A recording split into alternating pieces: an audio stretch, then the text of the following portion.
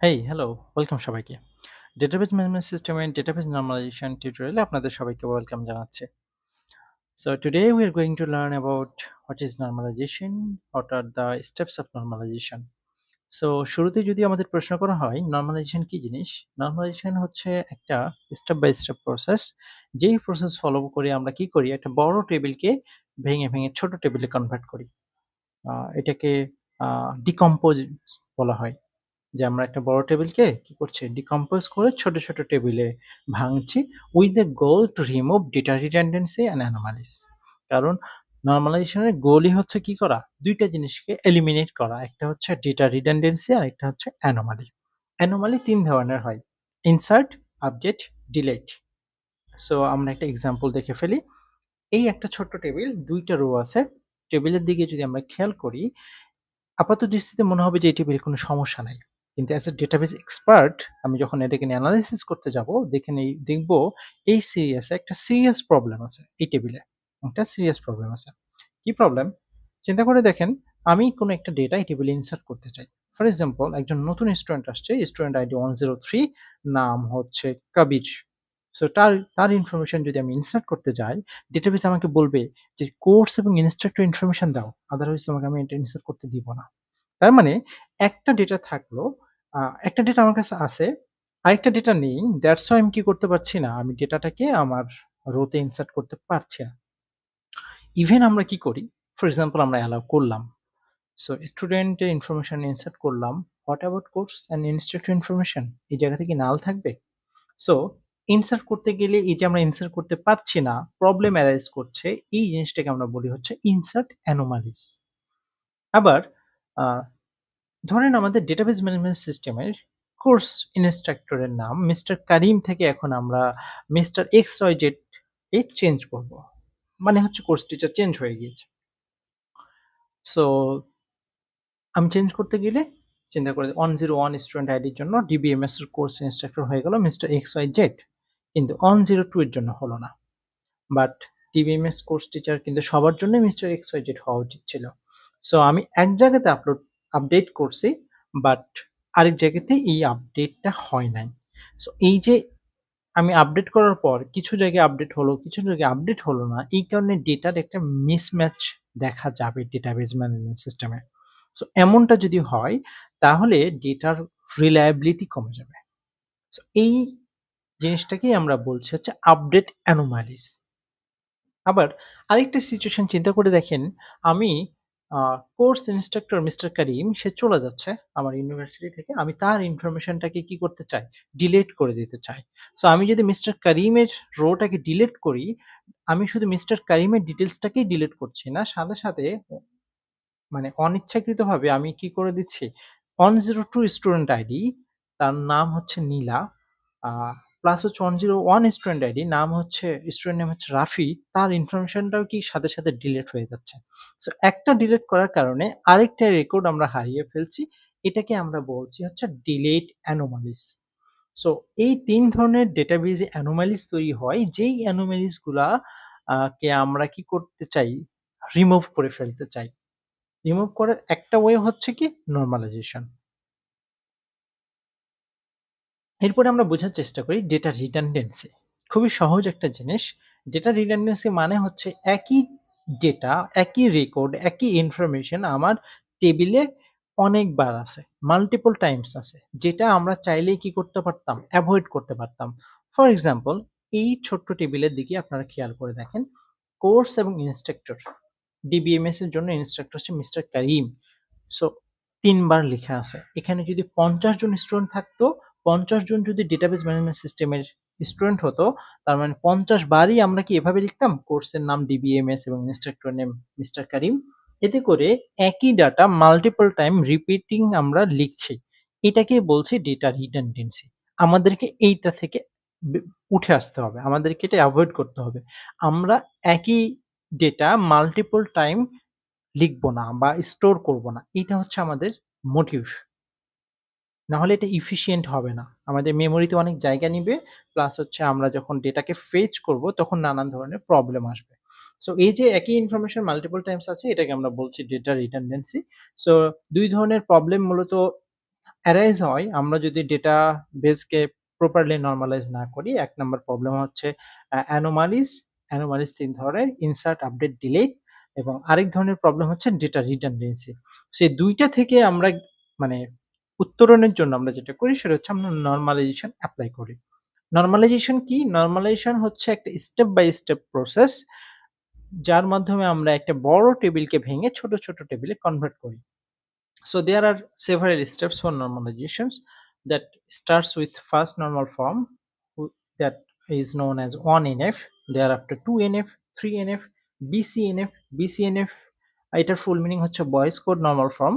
এটা একটা exceptional case, এটাকে আমরা 3.5 NF ও বলে থাকি। আর এরপরে হচ্ছে 4NF। এরপরেও ডেটাবেজের আরো নরমালাইজেশন স্টেপ হতে পারে, বাট ওগুলো খুবই রেয়ার কেস। সো আমরা আপাতত এই টিউটোরিয়ালে 3NF পর্যন্ত কভার করব। এর পরেরগুলো আপনারা হয়তো যখন এমএস করতে যাবেন বা নিজেরাই হয়তো আদার সোর্স থেকে এই বাকি ২ টা শিখে নিতে পারবেন। সো ফার্স্ট এনএফ করার জন্য আমরা সবার আগে যেটা করব, একটা এক্সাম্পল টেবিলকে চিন্তা করি। একদম উপরে বাম পাশে স্টুডেন্ট এবং কোর্স এর ইনফরমেশন সম্বলিত যে টেবিলটা আমরা দেখতে পাচ্ছি, ৫ টা কলাম আছে বাম পাশে উপরে। সো এই টেবিলটাকে আমরা এখন বলব যে এটাকে নরমালাইজেশন করতে পারি কিনা। সো এখন নরমালাইজেশন আসলে করার আগে আমাদের সবার আগে যে জিনিসটাকে ডিটারমাইন করতে হয় সেটা হচ্ছে যে আসলেই এখানে নরমালাইজেশন এপ্লাই করা যাবে কিনা, আর গেলেও কত নরমাল ফর্ম এপ্লাই করতে হবে। সো এখন একটা টেবিল কোন নরমাল ফর্মে আছে এটা আগে আমাদের কি করতে হবে? ডিসাইড করতে হবে বা ফাইন্ড আউট করতে হবে। সো এই টেবিলটাকে আমরা একটু এনালাইসিস করি। আমাদের একটা টেবিল ফার্স্ট নরমাল ফর্মে থাকার কন্ডিশন হচ্ছে প্রত্যেকটা সেলে একটাই ভ্যালু থাকবে। ওই পার্টিকুলার ডোমেইনের একটাই ভ্যালু থাকবে যেটাকে আমরা বলছি অ্যাটমিক ভ্যালুস।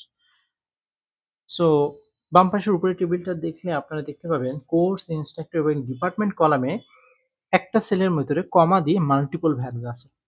যদি এরকম মাল্টিপল ভ্যালু থাকে তার মানে তো আমাদের ফার্স্ট নরমাল ফর্মের কন্ডিশন ফুলফিল হলো না। তার মানে এটা ফার্স্ট নরমাল ফর্মে নাই। ফার্স্ট নরমাল ফর্মের আগের স্টেজ হচ্ছে 0NF বা UNF। UNF stands for unnormalised form. তাহলে এখন আমরা বলতে পারলাম যে গিভেন টেবিল কোন ফর্মে আছে সেটা হচ্ছে 0NF এ আছে। তাহলে আমাদেরকে এখন কি করতে হবে? ফার্স্ট নরমাল ফর্ম এপ্লাই করতে হবে। রুলস এপ্লাই করে ফার্স্ট নরমাল ফর্মে কনভার্ট করতে হবে। সো যেহেতু আমি অলরেডি প্রবলেমটা বলেছি, there are multi value columns, course, instructor, department এগুলোতে একটা সেলের ভিতরে মাল্টিপল ভ্যালু আছে। আমাদেরকে এটা রিমুভ করতে হবে। So to convert this table into first normal form, there is a rules.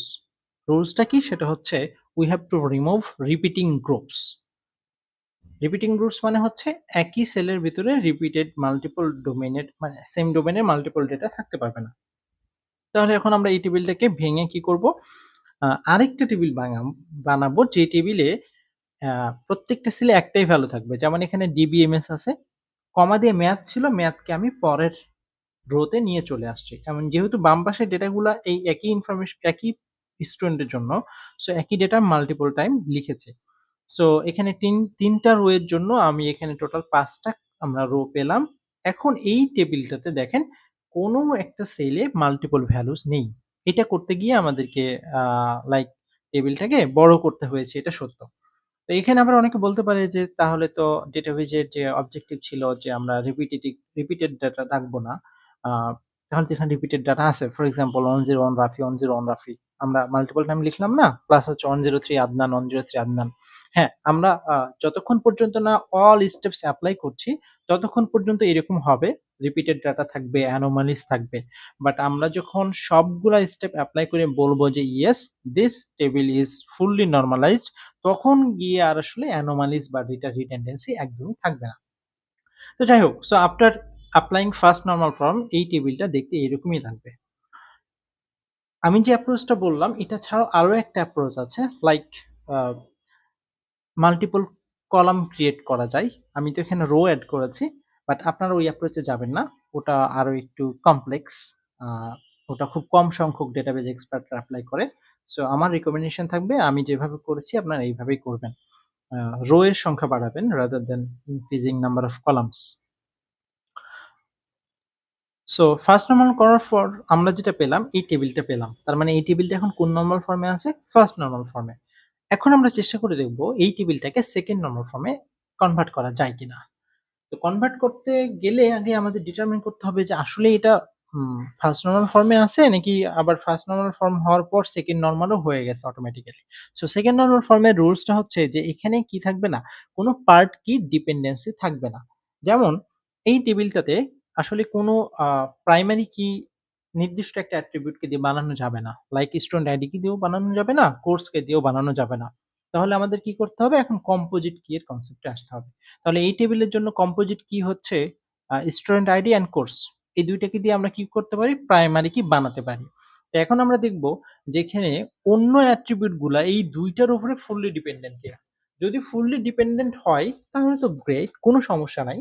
এই টেবিলটা জাস্ট 2NF এ আছে। আর যদি ফুললি ডিপেন্ডেন্ট না হয়, মানে ২ টা অ্যাট্রিবিউটের উপর আলাদা, আলাদাভাবে ডিপেন্ডেন্ট হয়, তার মানে বুঝবো যে এখানে পার্ট কি ডিপেন্ডেন্সি আছে, যেটাকে আমাদের কি করতে হবে? রিমুভ করতে হবে।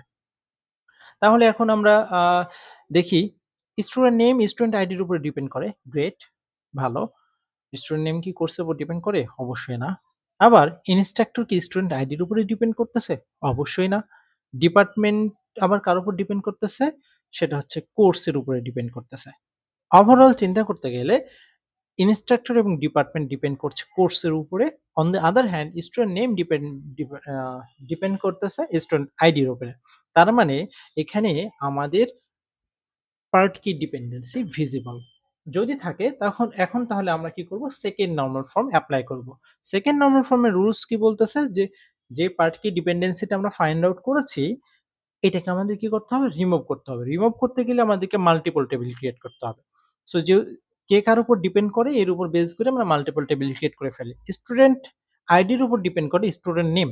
তার মানে এটা দিয়ে একটা টেবিল ক্রিয়েট করে ফেললাম। গ্রেট। thereafter কোর্সের উপরে ডিপেন্ড করে কে? ইন্সট্রাক্টর এবং ডিপার্টমেন্ট। তার মানে এই ৩ টা অ্যাট্রিবিউট নিয়ে একটা টেবিল তৈরি করে ফেললাম। এখন টেবিল তৈরি করার পর একটা জিনিস আমরা নোটিস করছি, সেটা হচ্ছে এই ২ টেবিলের মধ্যে কোনো যোগ বন্ধন নাই। ফর এক্সাম্পল এই টেবিল দেখে আমরা বলতে পারতেছিলাম স্টুডেন্ট আইডি 101 যার নাম হচ্ছে রাফি, সে হচ্ছে আ ডিবিএমএস কোর্সটা আ নিয়েছে। বাট এখানে এটা দেখে কিছু বলা যাচ্ছে না। ডিবিএমএস এর ইনফরমেশন আছে, স্টুডেন্ট ইনফরমেশন আছে, বাট ২ টা টেবিলের ডেটার কানেকশনটা হারিয়ে গিয়েছে। দ্যাটস হোয়াই আমরা এখন যেটা করব, আরেকটা নতুন টেবিল করব। যেই টেবিলের মধ্যে স্টুডেন্ট আইডি এবং কোর্সের ম্যাপিংটাকে আমরা দেখায় দিব, যাতে করে কি না হয়, ওই ম্যাপিং ইনফরমেশনটা আমার ডেটাবেস থেকে হারিয়ে না যায়। তো ডেটাবেস নরমালাইজেশন করতে গিয়ে আমাদের এমন অনেক সময় আসবে যখন আমাদের কি করতে হচ্ছে? নতুন কোনো প্যারামিটার এড করতে হচ্ছে বা নতুন কোনো টেবিল তৈরি করতে হচ্ছে, এবং এটা করা যাবে। এই পাওয়ারটা আমাদের আছে, এই ফ্লেক্সিবিলিটিটা আমাদের থাকে। সো তাহলে after converting this particular table into 2NF আমরা কি পেয়েছি? আমরা ৩ টা টেবিল পেয়েছি। একটা টেবিলের নাম হচ্ছে স্টুডেন্ট টেবিল, আরেকটা টেবিলের নাম হচ্ছে কোর্স টেবিল এবং আরেকটা টেবিলের নাম হচ্ছে স্টুডেন্ট কোর্স টেবিল, যেখানে মূলত ২ টা টেবিলের কানেকশন দেওয়া আছে। তাহলে এইটা হচ্ছে 2NF এর পরের অবস্থা অ্যাকচুয়ালি। আমি একটু বড় করে এখানে দেখায় দিচ্ছি আপনাদেরকে। এখন এই 2NF এর পর আমাদেরকে এখন চিন্তা করতে হবে যে এখানে আমরা 3NF এপ্লাই করতে পারবো কিনা। একটা ট্রিকস হচ্ছে বা একটা নরমাল জিনিস হচ্ছে, যদি কোনো একটা টেবিলের নাম্বার অফ অ্যাট্রিবিউট 2 হয়, তার মানে এই টেবিলকে আসলে আর ভেঙে কি করা যাবে না? ছোট করা যাবে না। তার মানে এই ২ টা টেবিল অলরেডি কি হয়ে গেছে? নরমালাইজড হয়ে গেছে। সো এই বড় টেবিলটা থেকে যখন আমরা ৩ টা টেবিল বের করলাম, দেখেন এখানে স্টুডেন্ট কোর্স টেবিল এটাও নরমালাইজড, কারণ এখানে ২ টাই অ্যাট্রিবিউট, এর বেশি থেকে ভাঙা যাবে না। স্টুডেন্ট এবং স্টুডেন্ট নেম এই যে টেবিলটা, এইটাকেও আর ভাঙা যাবে না, কারণ অ্যাট্রিবিউট সংখ্যা কত? ২। বাকি থাকলো কোর্স ইন্সট্রাক্টরের টেবিল। এখানে ৩ টা অ্যাট্রিবিউট আছে। তার মানে এখানে এটাকে ভাঙার একটা চান্স থাকে। সো আমরা এখন এটাকে কনসিডার করব এবং চিন্তা করব এই টেবিলের উপরে 3NF এপ্লাই করা যাবে কি যাবে না। এখন 3NF এর রুলসটা কি? 3NF বলতেছে যে আমাদের কোনো টেবিলের মধ্যে কি থাকবে না, একটা নন কি অ্যাট্রিবিউট আরেকটা নন কি অ্যাট্রিবিউটের উপর ডিপেন্ড করতে পারবে না। নন কি অ্যাট্রিবিউট কি? এই টেবিলটার জন্য চিন্তা করে দেখেন, কোর্সকে আমরা প্রাইমারি কি হিসেবে চিন্তা করতে পারি। এখানে রিপিটেড ডেটা নেই এবং এই ডেটা দিয়ে পুরো রো এর ইনফরমেশনটাকে কি করা যাবে? এক্সট্রাক্ট করা যাবে। যদি যাই তাহলে কোর্স হচ্ছে একটা প্রাইমারি কি। তাহলে প্রাইমারি কি বাদে বাকি যা কিছু থাকলো এগুলা হচ্ছে আসলে এখন এখানে কি? নন কি অ্যাট্রিবিউট। এখন আমরা দেখি যে এই নন কি অ্যাট্রিবিউট ২ টার ভিতরে ডিপেন্ডেন্সি আছে কিনা। মিস্টার করিম কোন ডিপার্টমেন্টে বিলং করে? সিএসই। এমএস লিজা কোন ডিপার্টমেন্টে বিলং করে? সায়েন্স। সো এখানে একটা ডিপেন্ডেন্সি আছে। লাইক আমি যদি বলি যে ডক্টর জামান কোন ডিপার্টমেন্টের? এখানে নির্দ্বিধায় বলে দেওয়া যাচ্ছে যে সায়েন্স ডিপার্টমেন্টে সে বিলং করে। That means there is a dependency. তার মানে ডিপার্টমেন্টও নন কি, ইন্সট্রাক্টরও নন কি। সো যেহেতু ২ টা নন কির মধ্যে ডিপেন্ডেন্সি আছে তার মানে এখানে থার্ড নরমাল ফর্ম কি করা যাবে? এপ্লাই করা যাবে। থার্ড নরমাল ফর্মের রুলসটা কি? রিমুভ নন কি ডিপেন্ডেন্সি। তার মানে এই যে ডিপেন্ডেন্সিটা আছে এই ডিপেন্ডেন্সিটাকে আমাদের কি করতে হবে? রিমুভ করে ফেলতে হবে। আরো একটা জিনিস বলে রাখি, নন কি ডিপেন্ডেন্সি এটা তো আমি বোঝানোর সুবিধার্থে বলছি। সো এটাকে আসলে ট্রানজিটিভ ডিপেন্ডেন্সিও বলা হয়। সো আমরা এখন যেটা করব সেটা হচ্ছে যে এই ৩ টা প্যারামিটার সম্পর্কিত যে টেবিলটা আছে এই টেবিলটাকে ভেঙে ছোট করে ফেলব। তাহলে আমরা একটা টেবিল বানাবো ইন্সট্রাক্টরের সাথে ডিপার্টমেন্টের, যেহেতু ডিপেন্ডেন্সি এখানে একটা আছে, এবং আরেকটা টেবিল বানাবো যেখানে কোর্সের সাথে কার ইন্সট্রাক্টরের। তাহলে এই একটা টেবিলকে ভেঙে আমরা ২ টা টেবিলে কনভার্ট করব। Course instructor, instructor department. এখন যেহেতু এই ২ টা টেবিলে আমরা কনভার্ট করে ফেলেছি, দেখেন যে ফাইনালি থার্ড নরমাল ফর্মের পরে আর কোন নরমাল ফর্ম এখানে আসলে এপ্লাই করা যাচ্ছে না। তার মানে আমাদের যে আ ইনিশিয়াল টেবিলটা ছিল একদম শুরুতে, দেখেন এই টেবিলটাকে আমরা নরমালাইজ করে ফেলেছি এবং নরমালাইজ করার পর ফাইনাল যে টেবিল এসেছে সেই টেবিল হচ্ছে এই একটা টেবিল এসেছে, এই একটা টেবিল এসেছে এবং তারপরে আ এই একটা টেবিল এসেছে, এই একটা টেবিল এসেছে। তারপরে এই ২ টা টেবিল এসেছে। তাহলে একটা টেবিল থেকে চিন্তা করতে পারছেন যে আমরা ৫ টা ৬ টা টেবিলে ডিকম্পোজ করলাম। এতে করে এখন যেটা হলো, এখন যেহেতু আমি বলছি যে থার্ড নরমাল ফর্মের বেশি আর এখানে এপ্লাই করা যাবে না, তাহলে এখন আপনি প্রত্যেকটা টেবিলে গিয়ে খুঁজে দেখবেন কোন ধরনের কোনো অ্যানোমালিস নেই, কোন ধরনের কোনো ডেটা রিডানডেন্সি নেই। কিছু ক্ষেত্রে রিপিটেড ডাটা থাকে, লাইক সায়েন্স এখানে ২ বার আছে। এটা রাখতেই হবে। এটা ছাড়া আমাদের আসলে অল্টারনেটিভ কোনো কিছু নাই। সো খুবই সূক্ষ্ম কিছু রিডানডেন্সি এটা থাকবেই এবং এটাকে অ্যাকসেপ্ট না করলে আপনার ডেটা হারিয়ে যাবে। সো আদারওয়াইজ কোন ধরনের কোনো ডেটা রিডানডেন্সি বা কোনো অ্যানোমালিস আমরা খুঁজে পাবো না। তো এখন কিছু আ কোয়েশ্চেন সবার মাথায় অ্যারাইজ করে, লাইক অনেকে বিশেষ করে এক্সামে যেটা হয় স্টুডেন্টরা হচ্ছে অ্যান্সার করে আসে। দেন বলে যে আমি তো এভাবে নরমালাইজেশন করছি, আর আরেকজন বলে আমি এভাবে করছি। যদি স্টেপস ঠিক থাকে, অ্যান্সার ২ টাই কারেক্ট হতে পারে। মানে মাল্টিপল ওয়ে থাকতে পারে কি করার? নরমালাইজেশন করার। জাস্ট রুলস গুলো ঠিকমতো লিখতে হয় এবং আমি যে এইভাবে টেবিলটাকে ভাঙলাম, এটা একটা জাস্টিফিকেশন দিতে হয় এইটুকুই। যদি জাস্টিফিকেশন রুলস অনুযায়ী টেবিলটা ডিকম্পোজ করা ঠিক থাকে, তাহলে নরমালাইজেশন এটা কারেক্ট। মানে এমন না যে নরমালাইজেশন করার একটাই ওয়ে, এমনটা না। মাল্টিপল ওয়ে থাকতে পারে। মাল্টিপল রেজাল্ট জেনারেট হতে পারে নরমালাইজেশন এর জন্য। সো এই হচ্ছে নরমালাইজেশন। আ আই হোপ যে কনসেপ্টটা আপনাদের ক্লিয়ার হয়েছে। যদি কোনো কনফিউশন থাকে আপনারা কমেন্ট করবেন। আমি চেষ্টা করব কমেন্টে জানানোর। That's all for today.